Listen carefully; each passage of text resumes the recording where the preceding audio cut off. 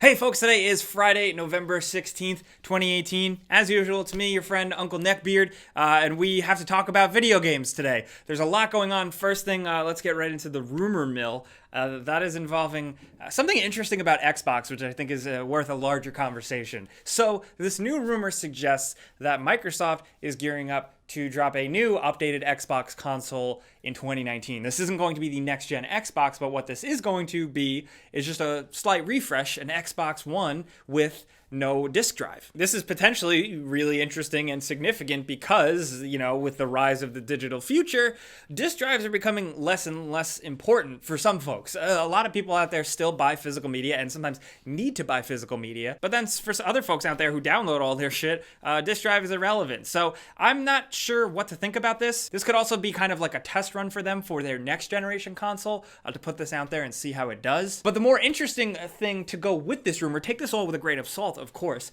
but the other thing alongside this is that Microsoft is apparently going to be rolling out a program allowing you to kind of trade in your disc, a disc trade program where you would trade in a disc and get a credit for a digital game.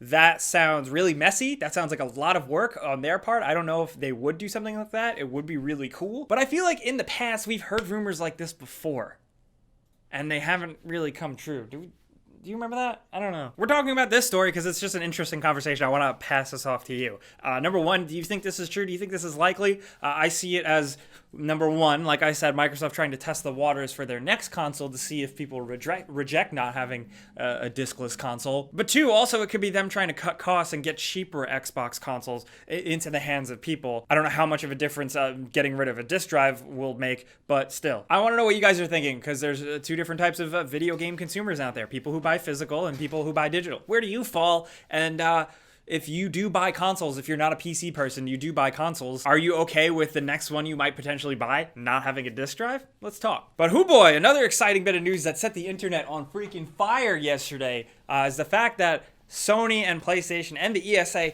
have announced that Sony will not be having a PlayStation presence at E3 2019. 2019 is the next one, right? What year is it? What year is it? That is official. It was officially reported on by Variety and then eventually confirmed by ESA and PlayStation proper.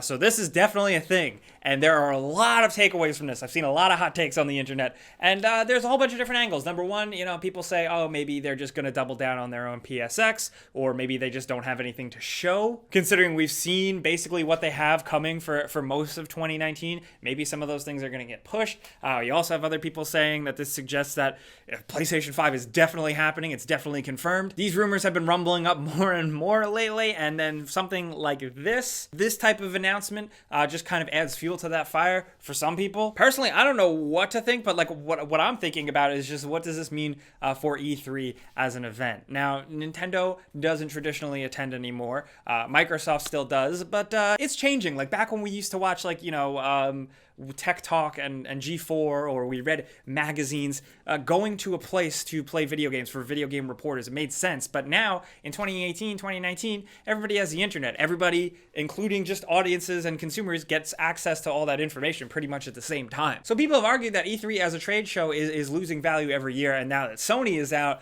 that's the first nail in the coffin. I still just enjoy the initial excitement about E3, whether I go or if I'm just watching it on YouTube or something. I just enjoy that event. It's like video game Christmas. But regardless of that, I am curious to see what you guys are thinking about just what this means for PlayStation's plans in the near future. Also, in case you missed it, new news, they just announced that for Jump Force, Cell and Piccolo are going to be in the game. So that's pretty cool. Hey, Tom.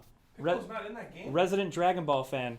How do you feel about Cell and Piccolo being in Jump Force? I mean, there are other choices I go with, but they're fine picks. Do you have a problem with Piccolo? No, I love Piccolo. I'd rather have like a Mr. Satan. And briefly before we move on, this episode is brought to you by our friends over at King's Coast Coffee. We teamed up with them because we drink their coffee all the time. We literally live on coffee, and the coffee is made by people who play and stream games. That's important to us, and they're from Long Island, like we are. If you're curious about the coffee we drink, you want to check it out, there's a link in the description below. Checking it out helps support the show. But let's move on. Since I mentioned linking things in the description below, we do have a couple of cool things to show you guys. The first is a little bit of reading material because we try and give you guys things to read about video games. It is actually Tony Hawk ranking the soundtracks of all of the Tony Hawk's Pro Skater games, and it's kind of awesome if you're into that type of thing. His picks are really interesting, honestly. Some of the stuff I wasn't expecting. But also, in case you missed it, it's kind of related to video games. The Detective Pikachu movie trailer is out, and I think it looks fucking way better than I thought it would be. I honestly want us to make videos about this just because it seems like it's like riddled with so many little Pokemon Easter eggs. I really hope this movie turns out to be good. It's very interesting that for like the first real, Western Pokemon movie, they didn't go for the typical Pokemon adventure. They used a Detective Pikachu game as a framework, which, I don't know, it seems like it might work out for them. The Ryan Reynolds voice is a little weird, but it seems funny. And I'm so excited. But of course, you can edit a really good trailer from a bad movie, so we'll have to just wait and see. Also, they're making Assassin's Creed wine. The bottles are kind of funny. I thought I'd share it for some of you fellow winos out there. It's not sponsored or anything. Just thought it was kind of cool. But all that stuff, if you do want to check it out, it's linked in the description below. But moving on to a new story, let's catch up a little bit with Microsoft.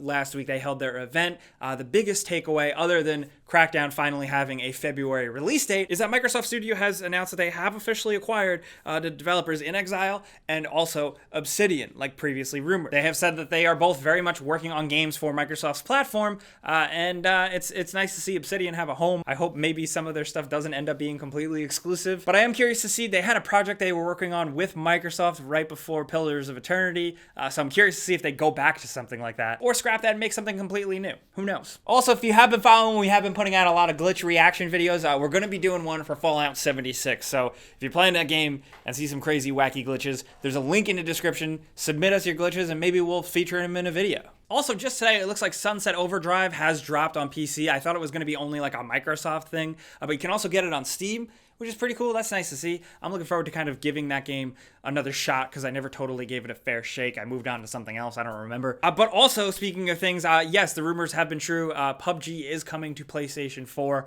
on December 7th, which is kind of an insane date to release a game because you're dropping it the same day Super Smash Brothers comes out. But that's, my Nintendo fanboyism talking. Speaking of Nintendo fanboyism, though, Pokemon Let's Go Pikachu Eevee just came out, so I'm going to be playing that for Before You Buy, right after I finish the Battlefield 5 Before You Buy. And we've also put up a ton this week. We've all been busting ass. We have Fallout 76 coverage. We have Spyro coverage. And of course, don't miss it. We put out a Before You Buy for Hitman 2, and it's really good. Don't sleep on that. But before we wrap up, we got to do that console giveaway we do. You know how it goes down by now. There's a link in the description below. You click it to sign up. You enter once, and then you're entered for good. And then every single week, we go in and randomly choose one person to win a free console of their choice. And this week's winner is going to be this person right here. Congratulations. Be sure to keep an eye on your inbox, your spam box, stuff like that, because Tom's going to be reaching out to you to see how he can send you your free stuff. But let's talk about all the stuff going on this week. Who boy, would you buy a console without a disc drive?